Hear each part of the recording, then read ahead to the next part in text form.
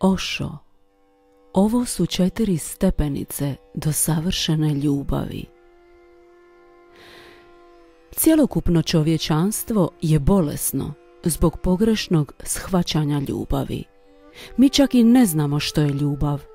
To je nešto što nam je najmanje poznato. Puno se o tome govori, ali nikad se ne živi. To je obmana uma.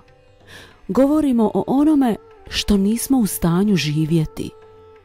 Literatura, glazba, pjesništvo, ples, sve se okreće oko ljubavi. Da ljubav zaista postoji, ne bi o njoj toliko puno govorili. Opširne rasprave o ljubavi pokazuju da ljubav ne postoji. Govoriti o nečemu čega nema je zamjena. Razgovorima, jezikom, simbolima, umjetnošću stvaramo privid da je to nešto prisutno. Netko tko nikad nije spoznao ljubav može napisati ljepšu pjesmu o njoj nego netko tko je spoznao ljubav, zato što je vakuum puno dublji. On se mora ispuniti, nešto mora zamijeniti ljubav. Želite biti voljeni? To je osnovna potreba, prirodna, ali može se preobratiti u pogrešnu dimenziju. Ljubav nije uopće povezana sa seksom. Seks se može uključiti u to ili ne, ali ljubav nije uopće povezana sa seksom. 99% ljudi seks zove ljubavlju. Seks je biološki, fizički, tvoja kemija, tvoji hormoni. To nije stvar ljubavi, već stvar kemije. Samo 1% ljudi su ušli malo dublje. Pjesnici, slikari, glazbenici, plesači i pjevači imaju dovoljno senzibilnosti da osjete ono što nadilazi tjelesno. Oni mogu osjetiti ljepotu duha, osjećajnost srca, jer i sami žive na toj razini. Zapamti ovo kao opće pravilo. Ne možeš vidjeti dalje od onoga gdje i sam prebivaš. Ako živiš u svom tijelu i misliš da si samo tijelo, tada možeš biti privučen samo nečijim tijelom. To je tjelesni stadij ljubavi. Ali glazbenik, slikar ili pjesnik živi na drugoj razini. On ne misli, on osjeća jer živi srcem i može osjetiti srce druge osobe. Ovo je često nazivano ljubavlju. To je rijetko, kažem možda u 1% slučajeva, ali s vremena na vrijeme se dogodi. Zašto velika većina ljudi ne ide na drugu razinu, gdje je toliko lijepo? Tu je problem. Sve je to jako lijepo, ali je i jako osjetljivo. Nije od čelika napravljeno, već od vrlo krhkog stakla, a kad ogledalo padne i razbije se, nema načina da se opet sastavi. Ljudi se boje se da se ne upletu preduboko, da ne dostignu krhke razine ljubavi, jer na toj razini je nevjerovatno lijepo, ali je i nevjerojatno promjenjivo. Osjećaji nisu kao stijene, oni su kao latice ruže. Prva vrsta ljubavi bi se trebala nazvati seks. Drugi tip bi trebalo nazvati ljubav, a treći bi se trebao nazvati ispunjenost ljubavlju. To je kvaliteta koja nije usmjerena ni na koga, nije posesivna i ne priznaje da netko drugi posjeduje tebe. Ova kvaliteta ljubavi je tako korijenita, radikalna revolucija da je već teško i predstaviti si je. S otkrićem svog bića nastaje ispunjenost ljubavlju. Tada jednostavno voliš. I to se konstantno širi. Prvo ljudi, pa životinje, drveće, planine, zvijezde. I doći će dan kada će sveopće postojanje biti tvoja ljubavnica. To je tvoj potencijal i svatko tko ga ne postigne protratio je život. Da, morat ćeš izgubiti par stvari, ali one su bezvrijedne. Dobit ćeš toliko da nećeš nikad pomišljati na to što si izgubio. Čista ispunjenost ljubavlju koja prodire u suštinu svakog ljudskog bića. To nastaje iz meditativnog svojstva tišine i dubokog uranjanja u svoje biće. Ne plaši se izgubiti to što misliš da imaš. Ako ne spoznaš ljubav, ti si promašio život. Ti možeš biti rođen, možeš živjeti i možeš umrijeti, ali si promašio stvar. Ti si promašio nevjerojatno beskrajno, potpuno si promašio intervale između toga. Ti intervali su vrhunac, vrh iskustva. Dostići to, potrebno je 4 stepenice proći. Prva stepenica. Budi sada i ovdje, jer je ljubav moguća samo sada i ovdje. Ti ne možeš voljeti u prošlosti. Mnogi ljudi žive samo u sjećanju, što također ne može biti ostvareno. Postoje načini kako izbjeći ljubav. Prošlost i budućnost su načini za to. Isto je da voliš u prošlosti ili u budućnosti. Ljubav je moguća samo u sadašnjosti, jer se samo sada susreću život i smrt u mračnim intervalima koji ti se događaju. Ti mračni intervali su uvijek sadašnjost. To nije nikada prošlost i nije nikada budućnost. Ako razmišljaš previše, a razmišljanja su uvijek o prošlosti ili o budućnosti, tvoja energija će uvijek biti odvraćena od tvojih osjećaja. Osjećaji su sada i ovdje. Ako se tvoja energija kreće uzorkom razmišljanja, tada nećeš imati dovoljno energije da se krećeš kroz osjećaje. Tako ni ljubav neće biti moguća. Stoga je prvi korak sada i ovdje. Budućnost i prošlost donose puno misli, razmišljanja uništavaju osjećanja. I osoba koja je previše opsjednuta mislima, malo po malo sasvim zaboravi da ima i srce. Čovjek koji je previše u mislima, malo po malo se počne kretati ka prostorima gdje osjećaji ne govore. Ne slušajući osjećaje, malo po malo oni će te napustiti. Postoje milijuni i milijuni koji ne znaju što srce znači. Oni misle da je srce samo obična pumpa. Njihova sva koncentracija je u glavi. Glava je jedna krajnost. Ona je potrebna, ona je dobar instrument, ali ona mora biti korištena kao sluga. Ona ne smije biti gospodar. Jednom kada glava postane gospodar, a srce se potisne, ti ćeš ipak živjeti i jednom ćeš umrijeti, ali nećeš znati što je to Bog, jer nisi spoznao ljubav. Ljubav je začetak Boga, ili Bog je najviši vrh ljubavi. Druga stepenica. Trebaš naučiti transformirati svoje otrove u med, jer mnogi ljudi vole, ali njihova ljubav je zatrovana raznim otrovima, mržnjom, ljubomorom, ljutnjom, posesivnošću. 1001 otrov okružuje tvoju ljubav. Ljubav je delikatna. Samo pomisli na ljutnju, mržnju, ljubomoru, posesivnost. Kako može ljubav opstati? Prvo, ljudi se kreću glavom, a zaboravljaju srce. Oni su u većini. Zatim, ona manjina i živi nešto sa srcem, ali oni također imaju određenu slabost. Ono malo svjetlosti ljubavi je okruženo ljubomorom, mržnjom, ljutnjom, s 1001 otrovom.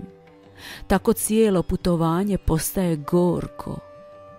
Ljubav je put između neba i pakla, ali to je dvosmjerni put koji vodi i dolje i gore.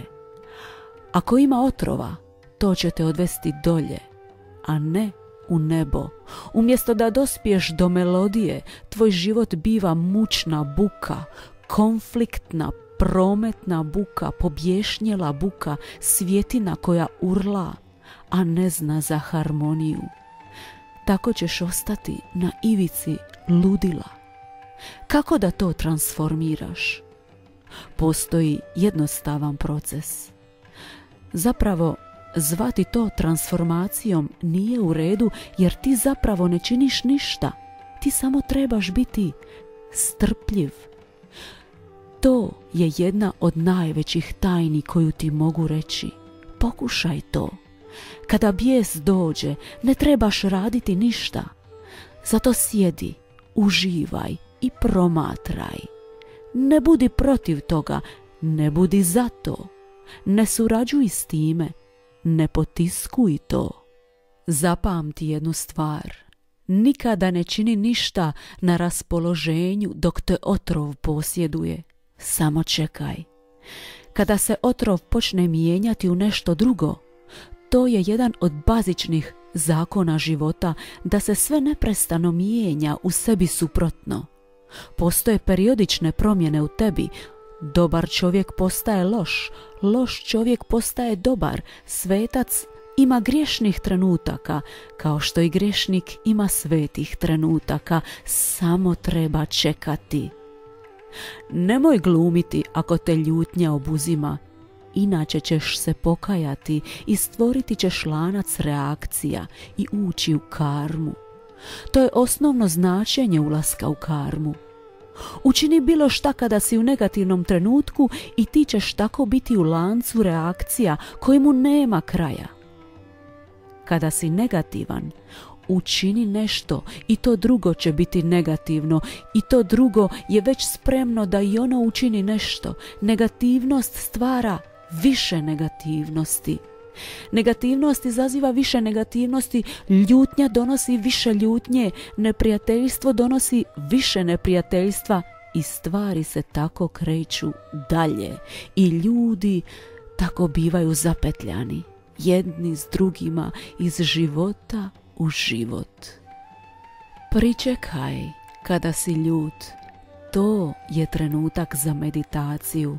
Ne trači taj trenutak u ništa. Ljutnja je stvorila toliko moćnu energiju u tebi, to može biti uništeno.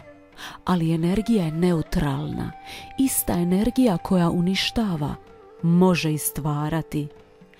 Pričekaj. Ista energija koja može razmrskat, ista energija koja sve može rasturiti, može donijeti i život. Samo pričekaj. Čekati, ništa ne raditi u žurbi i jednoga dana ćeš biti iznenađen. Uočiti ćeš unutarnju promjenu.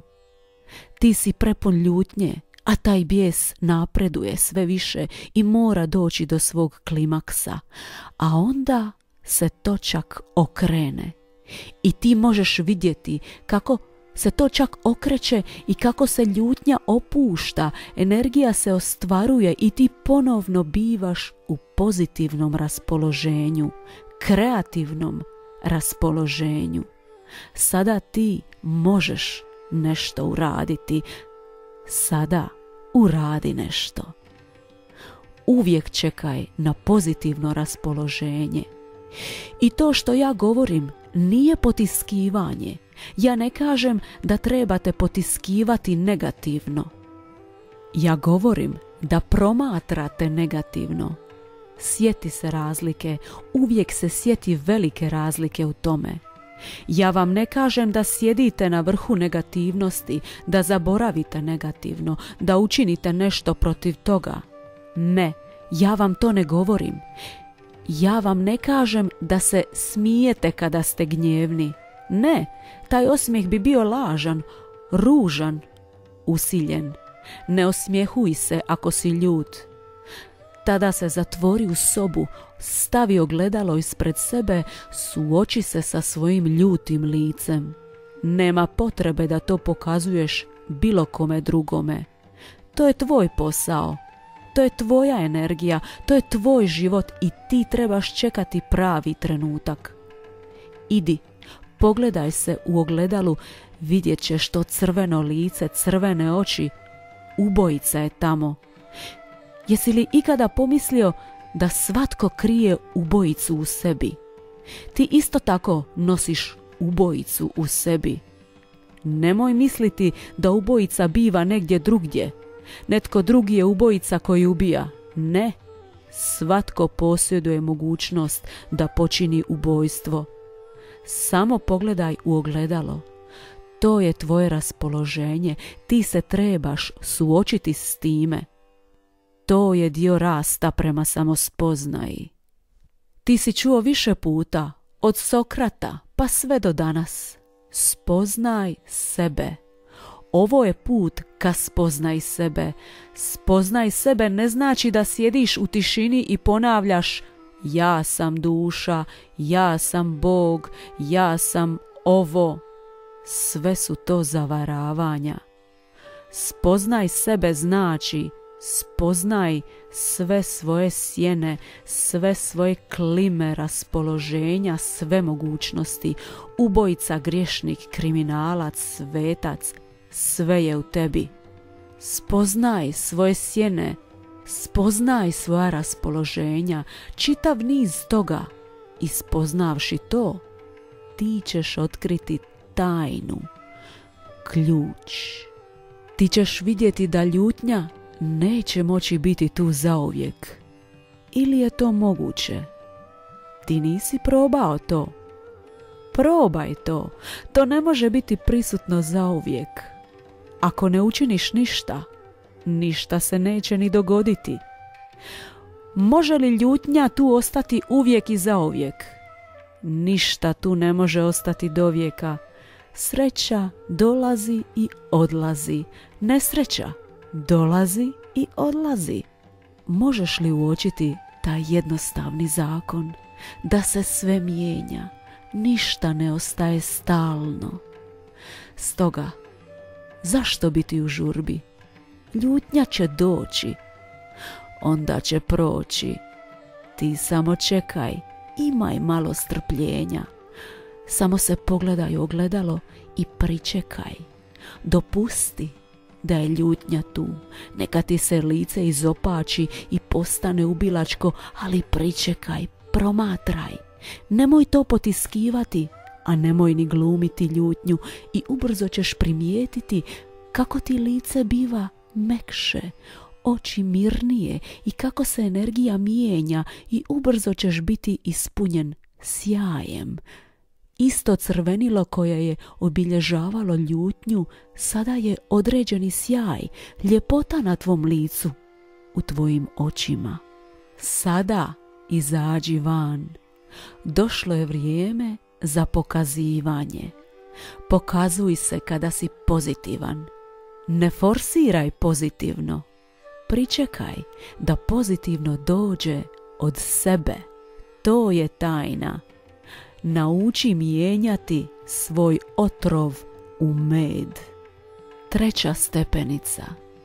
Podijeli s drugim. Sve što dođe negativno, neka bude samo tvoje. Sve što je pozitivno, ti podijeli. Obično ljudi dijele svoje negativne emocije. Oni ne žele dijeliti svoje pozitivno. Čovječanstvo je sasvim glupo. Kada su sretni, oni to ne žele podijeliti, ponašaju se jadno. Kada nisu sretni, ljudi su spremni to podijeliti s drugima, žale se. Kada se ljudi smješkaju, oni to rade vrlo rezervirano.